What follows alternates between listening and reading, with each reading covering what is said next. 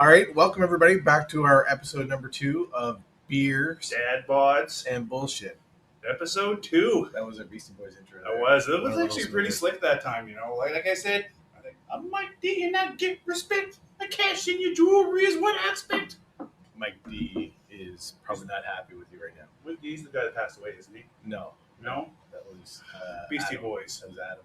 Everybody loves Beastie Boys. If you don't love Beastie Boys, you're doing it wrong. Yep.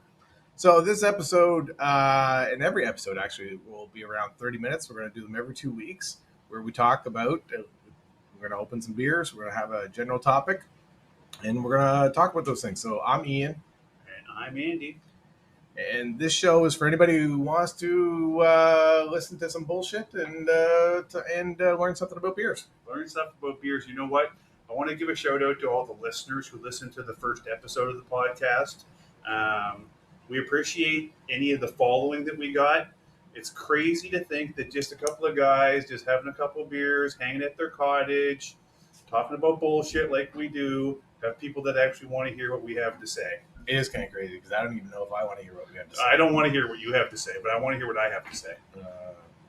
Whatever. Yeah, exactly. We'll see about that. What are we talking about today anyways? Today we're talking about our own wine and beer making experiences. Man, I got some stories for you tonight, Ian. I've done my fair share of I know making you wine, have. and I've actually made beer twice. Yeah, I know. We're gonna talk about your beer actually too, because we had some fun with your beer last summer. Here First one was good. Yeah. Second one, it tasted good. I've had some ass beer Okay. and I had wine too, right? So All right. those So stories what? are gonna come for us. Also, what are we drinking today, Andy? Well, we're gonna go to a brewery from Fredericton today. It's Graystone Brewing. If you've ever been to Fredericton, I highly recommend going to their tap room. It's at the end of King Street. Fantastic spot. Great place to sit outside and have a beer. They have an awesome patio that looks over King Street. It wraps around the corner. They always have a food truck outside there. Yep. The spot inside is not huge, but it is always jam-packed in there. You know what I noticed? I didn't notice it the first time. I noticed it the second time. All the handles and all the taps are all made of stone. Well, let me tell you a story. There's a story behind that, actually. But let's Pop these. let's pop our first beer. The beer that we're having first to try is the Graystone Light. I've personally never had this before, No. so I'm really excited to try it because everybody who knows everybody who knows Graystone knows their Graystone Pale Ale, which is their flagship beer.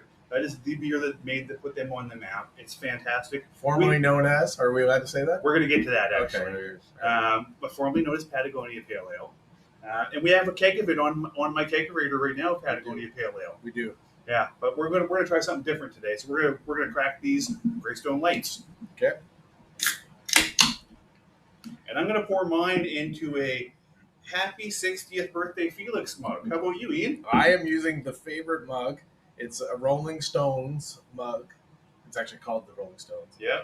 But it's for perfect attendance at a bowling league from 1980 to 1981. Yes, sir.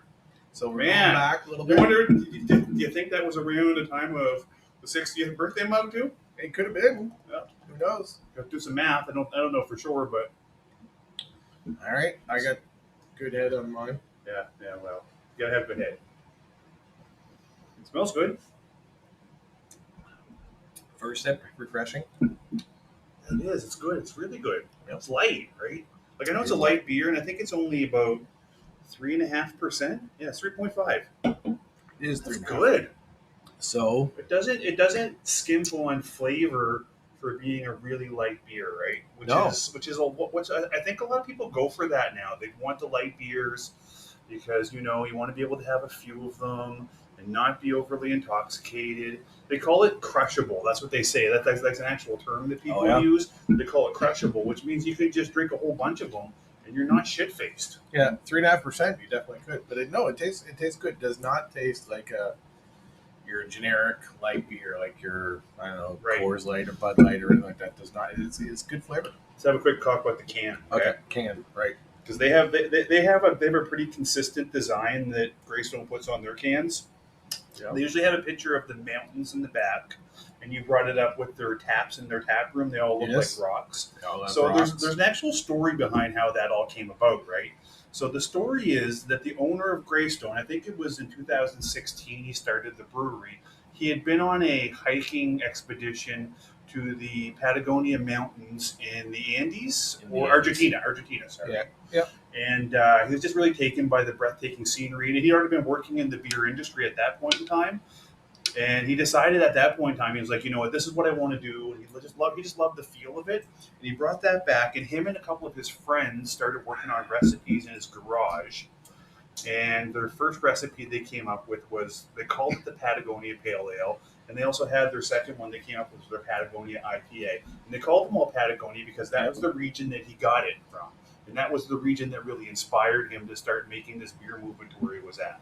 Nice. I did not know that. Yeah, and so today the beer is technically not called Patagonia Pale Ale or Patagonia IPA anymore. No, I seem to recall some other companies using that name. Right. So it's humorous in that respects because the Patagonia clothing company, who I am personally not really all that familiar with. I know you own some of their clothes, you like them. I do. I'm not really personally familiar with them. So they own the trademark on that name, Patagonia, and for a while, Greystone got away with it, and then all of a sudden, I think they thought that they were infringing on their trademark rights. And technically, legally, I guess they were, right? Yeah. But and this is just my personal opinion. I could certainly be wrong about it, but I don't think I am. But I think that Patagonia Pale Ale was probably a lot more popular than Patagonia clothing in the province of New Brunswick. I don't know. Maybe at some point in time. It depends on the crowd you hang around. I know one person who wears the stuff. It's you. I bet you go to the college campuses and you probably see a lot of it. Yeah, I spend all kinds of time on the college campuses. So you can't be hating though on Patagonia, the clothing company. They do. I'm not at all. No, but they do some good things. You would think that they would be okay with that because it's good cross branding, right? Yeah. Like, hey, like, why not, right? Why not? Because I would be more likely to buy Patagonia clothing based upon the fact that I love that beer and it's the same name on it. Yeah, I understand that. I think and now I'm less likely to buy it because they're assholes about the brand. Yep, I think they're trying to protect their brand though. So in part, they're very environmentally conscious. They want people to reuse their clothing, repair them, pass them down. They have lifetime guarantees on them. So they're. How many shirts do you have that are 20 years old you still need to wear? I hear you, but that's the model they want. They don't want you to buy. Actually, if there was a few years ago for a Black Friday ad, they put out a Black Friday ad and say, "Don't buy this jacket." I saw that one actually. We talked about that when we were down. Do they have a store in Halifax? Is that where we saw it at? Yeah, they do have a store in Halifax. I think I remember going through there, and I remember seeing in the basement it was the dirt bag section down here because everything was on sale. Yep. It is. Yep. I remember that. So, I mean, they try to protect their own brand, right? They have a strong brand. So they're just trying to protect that. I get that. All right. So you're had a few sips of the beer now? I really like it. Like, it's light.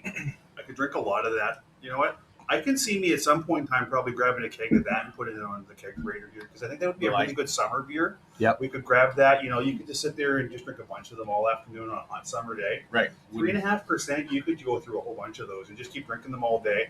I mean, it's delicious too, right? Like, wouldn't matter if I was on Mullen. I could take a few of these and go.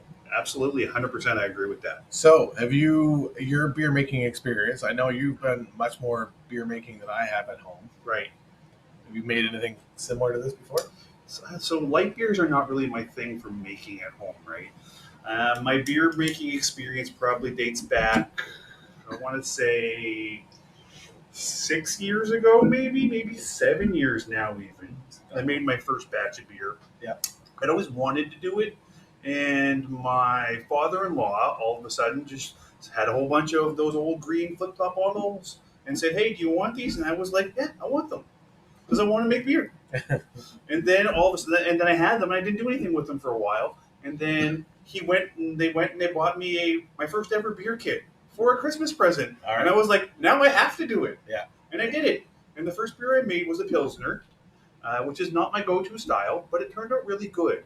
Like, I wasn't like blown away, like this is the best beer I've ever had, but I drank it and I was like, you know what, I could drink this. Yeah. And that really inspired me to start moving on and trying all kinds of stuff. So since then, I've made Pilsners, I've made IPAs, which, as if you know me, you know that's my regular go-to style. Yep. I've done pale ales, I've done stouts, I've done porters, I've done I've done seltzers. I've done ciders, and I've done a whole bunch of wine too. Yeah, so Not always all successfully. Let me just say though. no, I hear you in that. So on the wine side, I've only made beer twice, I believe.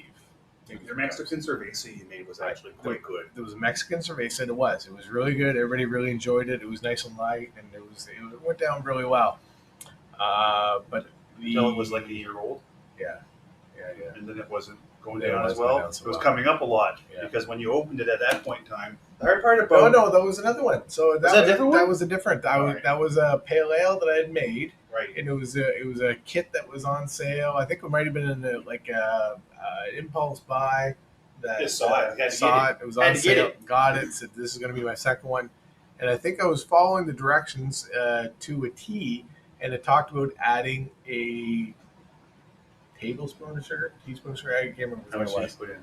I put in a tablespoon. Okay, so it should have been a teaspoon. You put Maybe tablespoon. that's- Okay, you went backwards. Yeah, that's what happened. Right. Anyway, so we had some gushers. Yeah, so the reason that happens is the kind of chemistry behind beer when you're brewing it, and I'm not going to get deep into it, but once you've actually got your beer already done and you know you got a wort made up and that's what your hops and your barley and everything is, and you have your yeast in, it needs sugar. And you put a certain amount of sugar in, the yeast eats that sugar, creates alcohol, you got beer, you bottle it, drink it, delicious, right? Right. Well, if you put too much sugar in there, well, that's when you start getting too much fermentation. You get too much carbonation to it sometimes. That's what and then when you bottle it, sometimes you open one of those bottles and that beer will shoot 2 to 3 feet up in the air. Yeah, that's what happened with mine was the carbonation.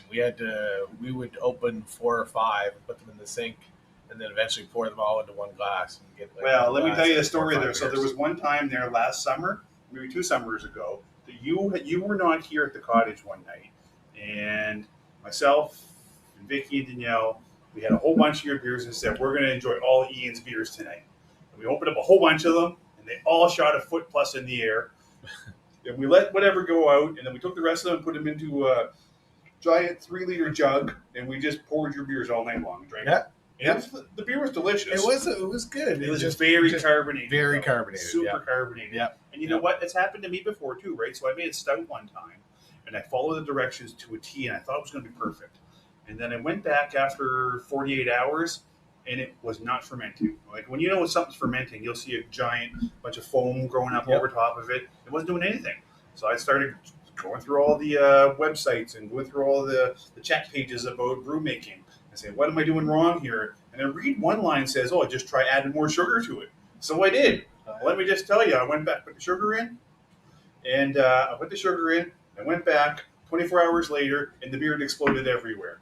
And I was fermenting it in my laundry room, right? So I opened it up, and there was beer everywhere in my laundry room. It was everywhere. You didn't mean exploded. What was it? What was it in? Was it in a? It was in a carboy. Oh, was it? And it shot up. The head was so strong, it shot way up outside the carboy. It was all over the floor. It was on the side of the washing machine, the side of the dryer. It was on everything. It was everywhere. Let me tell you though, I was able to salvage a little bit more of the beer, and it actually turned out pretty good. That's good. Yeah, it was good. I enjoyed it a lot. So we went back to the wines. We, my wife and I, we tend to make more of the wines than we do the beers. Although we haven't always been successful in the wines. So we had a good streak for a long time. Actually, we were making, cases and cases of wine, and we tried some different ones, and we got some from different kits, and even Costco and all that kind of stuff going along.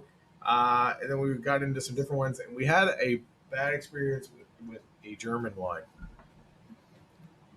German wine? Do you remember the German wine? Tell me more about this. So was it Germany? So when we started making wine, a lot of our wines were probably lower alcohol content, maybe the 8 and 10%. It's true, actually. When we started making wines, and we started making them probably at least 10 years ago, they were always a little fruity wines, and they were about 7% beer. Like an IPA basically that was what their percentage was. Right. So that's where we were, and we were just experimenting with different ones. Well, little did we know that this Gewürztraminer, dirty Gertie, was a 13 I remember. or I seem to remember something about higher percentage. some Anyway. white wine, some chocolate bars. Yep. So and all kinds of other shenanigans. What we should. That's all I remember. No, and we're not going to get into details. That's for sure. Let's just for another say, podcast. Let's just say that we assumed it was lower alcohol content, like the wines we were making, and we drank it like the lower alcohol contents, and we shouldn't have. Yeah, that's the truth. That's the truth right there, bud. That is exactly what happened. I can attest to those words, and I'm not saying anything else about it after that. Okay. So we also had another bad experience with wine. The batch that we're trying to do something with at the cottage right now. That's perfect. Before we get into that one, let's segue to beer number 2, though. Okay, beer number 2. And I think we should crack the second one because we're about halfway through the podcast right now. Sure. And I think we want to try this other guy out. What's this guy? And I want you to go ahead and introduce that guy right there. This guy is called the Graystone IPA. Now it's a stronger one. The can is darker, so it looks like it's the same mountain range on the can, but it's an 8%. It is. So when an 8% beer Strong is beer. technically considered a double IPA, they don't list it as a double IPA on there. Anything usually at 8% or higher is listed as a double. And the difference between that and your standard IPA is just usually more hops, more sugar at the fermentation time. Yeah. They just amp it up, right? So they can drive that alcohol content up on it. So what happens usually, what changes it from your regular IPAs to a double IPA like that one is when you have more of those grains and more of those hops and more of that sugar in there, it kind of changes the flavor profile a little bit more, and it gives you more of a caramely flavor sometimes. You pick up some more of those notes. It's still going to have, and it sometimes can drive up the bitterness a fair amount as well. Let's crack these bad boys. You're talking a lot about it. I haven't tasted it. Let's crack it. You've tasted this before. Don't go there. The way you're talking about it. Maybe I don't. Nice try. It's darker. You and I both know you've tasted this. It's darker. This is a good beer right here. Look at that. Come on. Look at that. That is delicious. I didn't even drank it yet. It already looks delicious. The color of it's really nice, right? It's a nice amber color. It is very amber. That's the difference between this one and a regular IPA, though, right? Is because, like I said, you get more of the malt in there. The malt is built from your grains. That's where you get it, and that's where it's like more of a caramely flavor. But can you try it? Can you taste that? Yep. Are you sure I've had this one before?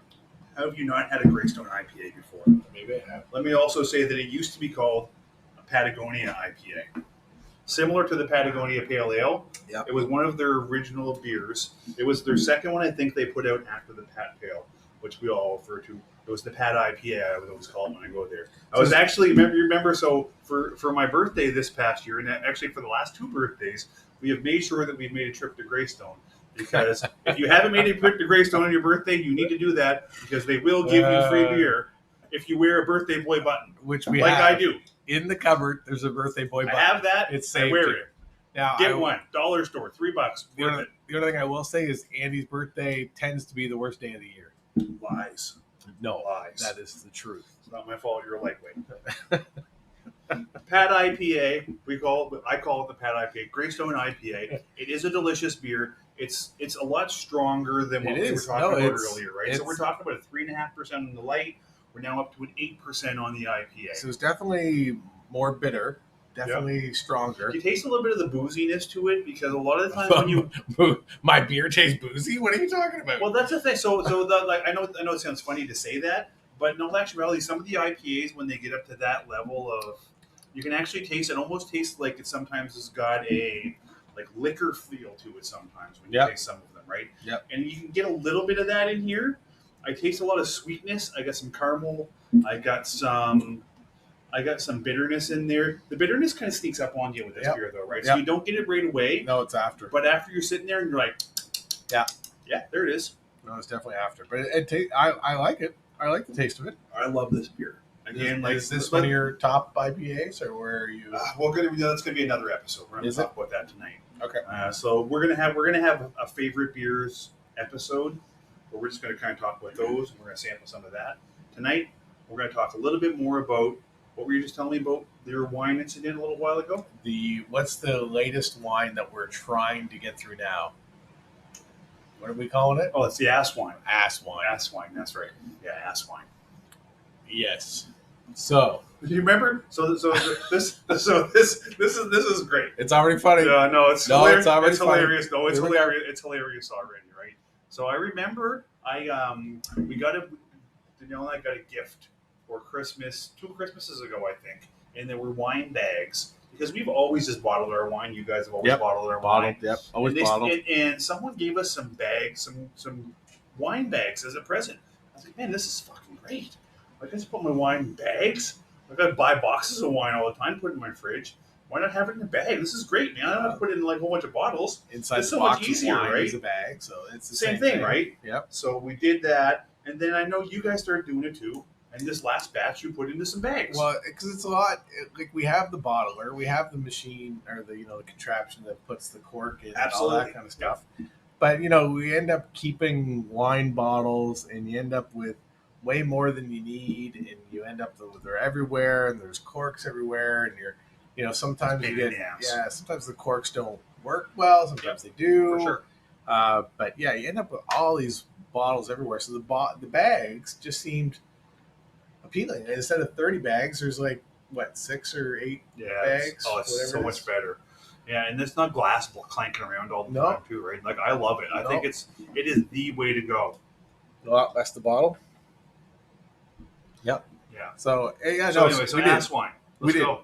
Tell me some more about ass wine. So ass wine. So we had a kit, and there was an ingredient missing in the kit. Right.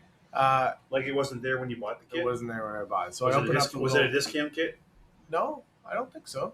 No, Was that the Costco one? The Costco kits are usually pretty good, actually. It's possible I might have borrowed it from another one, or for somewhere along the line there was one of the ingredients went missing. Mm-hmm. And so whether I kept on borrowing from the next one or whatever, anyway, we had an ingredient missing. So we went to the wine kit store to buy, and it was super cheap, whatever it was. I got a whole big huge bag of it for like $5. Okay. So I wasn't complaining. It was like, I'll probably need it later on because I'll probably lose one of the kits again. Absolutely will. So anyway, so home I go. So it's in a bag, and I got the wine in a carboy, and it's time to add some other ingredients.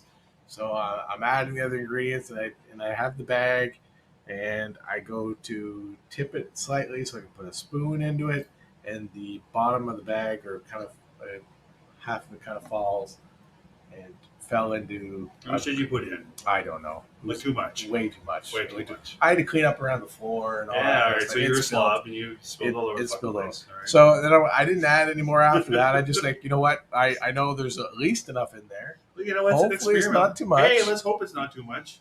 Let's see what Was happens. it too much, Ian? It was too much. Man, what was the result? It tastes terrible. Ass wine. That was the result. The result is ass wine, people. Follow the directions. Do stuff the right way. The directions are there for a reason. You don't want ass wine. But or if you do, send me a message or, make a comment here and I'll ship you a bag of ass wine. Yeah. Well, because we have more of it than we will use.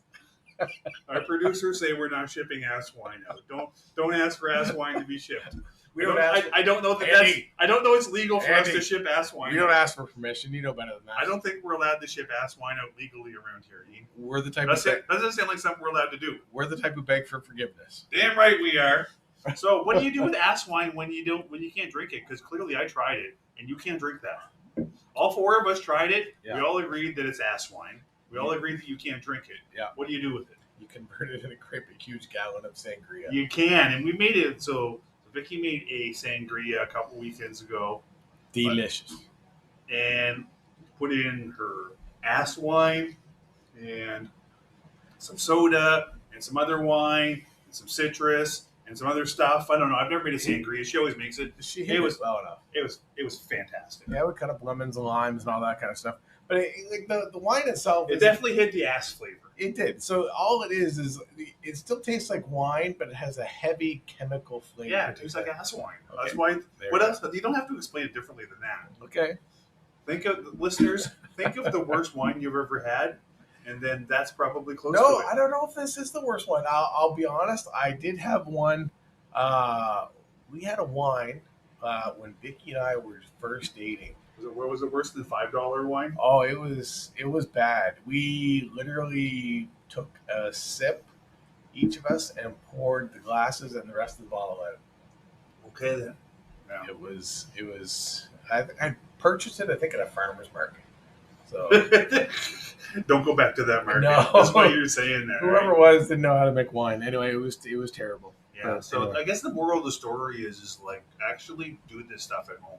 So here's what I've learned from making, because I've made more beer than wine. Yep. I've made I've some made more wine. wine than beer. Exactly right. So I think we have a good mix of it. What I've gathered out of it though is like actually go and try to make the stuff, because I don't just I make it because I enjoy the stuff. I like to drink it, but I enjoy making it, right? Like I enjoy actually having a product that I can make out of it myself. Yep. Like I pull it out and have one of my beers that I made, and then I poured it into one of my cold frosty mugs. Like I like that. Yep. I really enjoy doing it. Like for me, that's a fun activity. Yep. It's a good hobby I have. Like I enjoy it, and I encourage other people to do it. If people have questions about like brewing beer at home or brewing wine, then what they can do. They can drop us a line on the podcast somewhere. Yeah. They can put us in the Q&A. Say, how do I help? Can you help me out here? You know what? We can, because we have some experience. Yeah. With the wine, we really enjoyed keeping some of it for long periods of time. So if you have, we probably at home, we probably have wine that we made from 5, 6, 7 years ago. Yeah. We may only have one bottle left now. Who knows? But sometimes we end up drinking. But They're that's saying it's like 2018 was a good year. Right, You're gonna be those guys. But no, You're gonna be like, that's- pull but up. that's the part of the fun. That's what we try to do. Is try to keep Eat it some around. over a fancy meal. It hasn't always worked out. Sometimes we end up Pinkies eating- out when in doubt. But hey, we have fun. Anyway, I do it. Like, you know what? Again, like I just encourage people to go out and try that stuff too. If it interests you at all, don't hesitate to do it. It's not an expensive hobby to get into. Yeah. And the results you get out of it are worth it. And it's something interesting. Like, and I've learned a ton from it. When we talk about how I know stuff about beer, this is why I know it, because I've researched it from making beer at home. That's the only reason I know all that stuff, right? I don't know any of that stuff. I already know from tasting it after you tell me to try it. Well, hey, that's what we do. All right, so we're getting the wink and nod and poke and prod from our producer. It's time for us to start wrapping up this show. Well, let's before we wrap it up, let's look at the 2 beers that we drank today. Yep. And give our last thoughts. So my last thoughts are I probably enjoyed the light more than the IPA. Okay. But that's probably more my beer taste. But I really like the color of the IPA. It's a beautiful beer. So let me go The real other quick one's here. the other one's a little more boring, but the IPA is. I actually like the light beer a lot. I'm going to get a keg of that at some point in time. Probably after one of my other keg. Probably after my pale ale one's done. I'm probably going to get a keg of this. I love it. I think it will be amazing as a summer beer for us. Mm-hmm. The IPA. We'll get into my IPAs that I love. I love this IPA. It's not my top 3 IPAs. We'll get into that later on. But this one is great. Graystone Brewing, Fredericton, King Street. Do yourselves a favor. Go there. Check out their tap room. Sit on their patio. Eat at one of the local food trucks. Yep. Participate. Love their beer and be a part of the scene. I agree. Right? It is a good scene.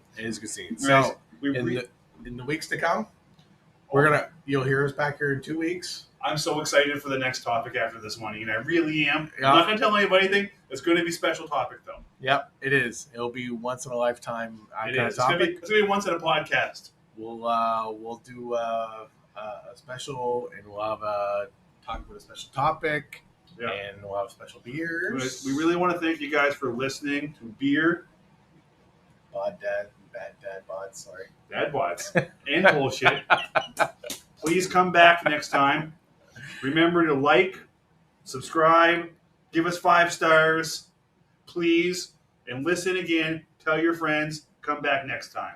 Eventually, we'll be able to say merch link in bio. Merch link in bio. But we don't have merch. Oh, right now, that shit's so- coming, bro. That No, shit's no, coming. yeah, it's not. Yeah. But We love you guys. You guys Thanks for say- listening. All right, Come back see next ya. time. Have a good one.